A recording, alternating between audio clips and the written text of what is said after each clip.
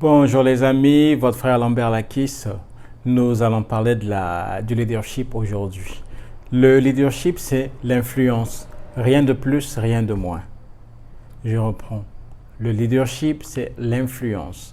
Rien de plus, rien de moins, a dit Charles Swindoll.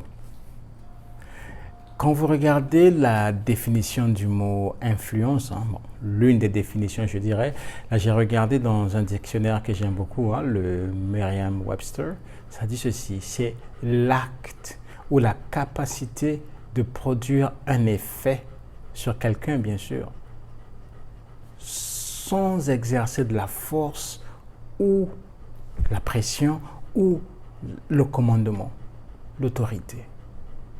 Donc c'est cette capacité à amener les gens, à mobiliser les gens, à amener les gens vers une action sans utiliser la force, sans utiliser l'autorité. Voilà le leadership. Et Chuck Swindoll disait que lorsque cela se réalise, on a le leadership dans sa forme la plus pure. Donc, l'unité de mesure du leadership, c'est l'influence. Vous voulez savoir qui a de l'influence? Mais regardez. Qui est le leader? Regardez celui qui a l'influence. Dans une maison, c'est qui le vrai leader sur les enfants? Mais regardez celui qui a le plus d'influence sur les enfants. Oui, papa a souvent l'autorité sur eux. Ils ont peur de papa parce que papa peut punir, papa peut frapper. Mais souvent, dans la maison, envers les enfants, le leader, c'est la maman. C'est la réalité. Vous pouvez ou ne pas accepter ce que je dis, mais je pense que c'est la vérité. L'unité de mesure du leadership, c'est l'influence. Mais nous, les chrétiens, nous sommes des leaders naturels, nous sommes des leaders nés. Le Seigneur Jésus a dit que nous sommes le sel de la terre et la lumière de ce monde. Et ces deux éléments influencent leur environnement. Ces deux éléments changent leur environnement. Et mais c'est ce que nous faisons, les chrétiens. Mais parfois, sans même nous en rendre compte, mais nous influençons tout autour de nous parce que l'Esprit de Dieu habite en nous. Nous dégageons l'amour, la paix. Les gens voient et se disent que cette personne est différente des autres. Il y a quelque chose en elle que j'aimerais avoir. Chrétien, réalise ce que tu as. Tu es un leader.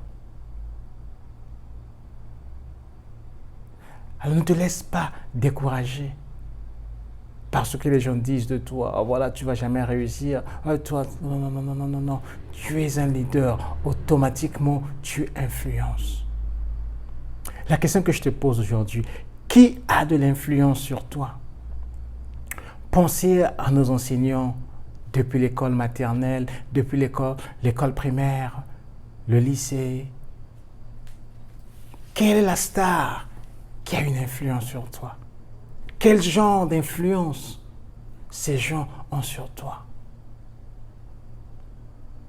Tu dois te laisser influencer par de bonnes personnes, par des gens qui peuvent t'amener à aller de l'avant.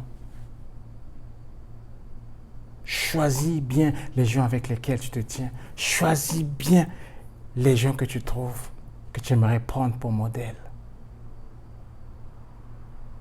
Le leadership, c'est l'influence. Rien de plus, rien de moins. Et l'unité de mesure du leadership, c'est l'influence.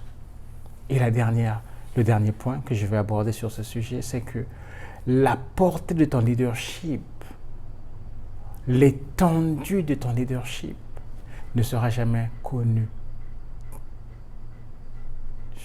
tant que tu seras sur cette terre. Parce qu'il y a des gens que tu influences parfois sans t'en rendre compte. Alors, ce n'est pas parce que tu as 2 personnes qui te suivent sur Facebook ou bien tu n'as pas un grand impact sur Facebook, sur YouTube que tu devrais te décourager. Non. Parfois, juste en témoignage, quelqu'un l'aurait dit à quelqu'un d'autre, qui l'aurait dit à quelqu'un d'autre, ainsi de suite. Tu as influencé beaucoup de gens sans que tu ne t'en rendes compte. Rien que par ta façon d'être, par ta façon de te comporter, par ta façon de te tenir, tu es en train d'influencer des gens. Je suis reparti au Congo après près de 20 ans au Canada, mais je travaillais dans une entreprise comme...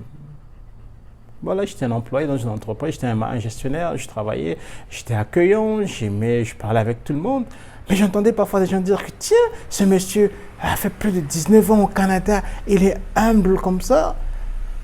Et en quoi vivre au Canada me rend supérieur à celui qui n'est jamais sorti du Congo, par exemple? Vous voyez un peu comment parfois d'autres personnes se laissent abaisser. Parce que quelqu'un est allé en France ou en Europe, a vécu 5, 10 ans, 15 ans, et quand elle revient, il se croit supérieur aux autres. Ben non. Le leadership, c'est l'influence. Et les chrétiens, on influence par les fruits de l'esprit que nous portons. Ne te laisse pas décourager par ce que tu vois. Continue à influencer. Continue à être le sel de la terre. Continue à être la lumière de ce monde. Où que tu sois, si tu travailles dans une administration, tu es secrétaire quelque part, tu es employé quelque part, donne l'excellence. Parce que dans ce que tu fais, ce que tu fais, tu le fais bien, avec excellence et amour. Le Seigneur Jésus sera glorifié. Et tu seras un bon témoin. Tu vas influencer les gens autour de toi. Voilà le message que j'avais pour toi. Sois béni, que le Seigneur te garde, que le Seigneur te fortifie. Et à la prochaine capsule sur le leadership.